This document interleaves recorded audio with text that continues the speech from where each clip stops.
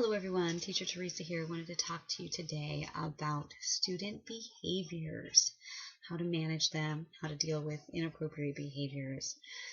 So, first of all, it's important to recognize that a lot of what we see as a behavior problem in our classrooms are just cultural differences.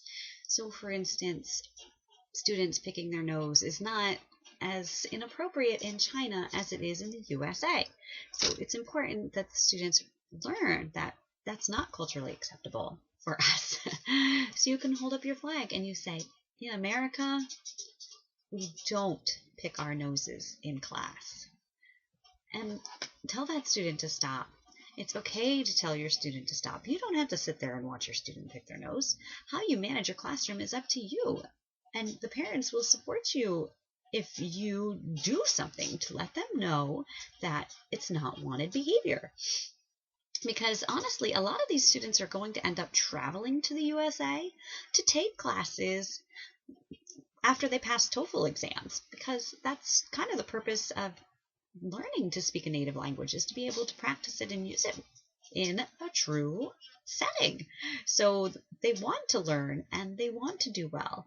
So it's up to you to set that standard of this is what's acceptable in my classroom and this is not. That's same for the iPads that are just moving and wiggling all around and makes you dizzy. Let them know, hey, stop. No shaking the iPad in class.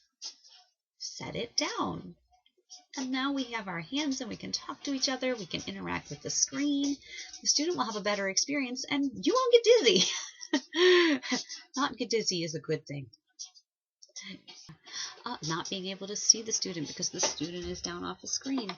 Hey, come to class. I can't see you. Let the student know that you're interested in them and you want them there and that you want to be able to see them. And if you have a student that's always hiding from camera, it may be that they're shy, but it might be helpful to let parents know in feedback.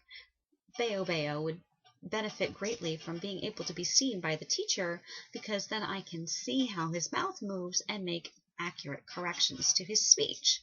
If you let parents know the reason for why you want to see their kid, it's going to make a world of difference, and you're going to see that more than likely. The next time you have that student, you'll be able to see them.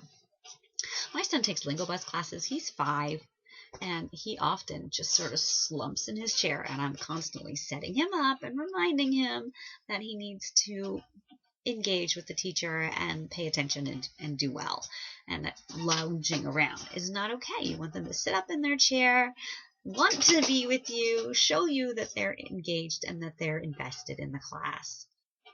Let's see what other behaviors. Oh, the student that's doing this. This is always a great. Yeah, okay. Yeah, okay. No phones in class.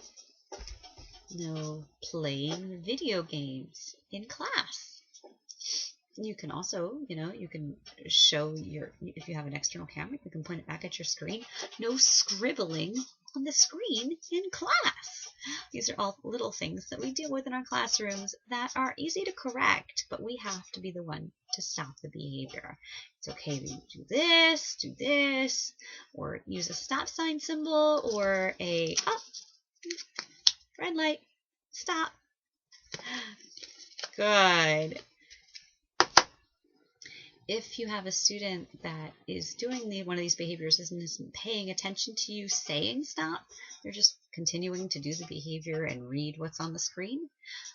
If they're in the new classroom and their device supports it, you can always hit that enlarge the teacher button so that you are the main focus now, and the slide is this big so they're not as likely to look at it. Stop. Okay, let's go. And then you can go back into class.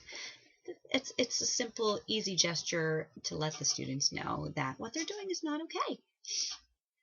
If you have any other suggestions or tips or comments about how you handle classroom behavior in your class, feel free to let me know in the comments. Bye!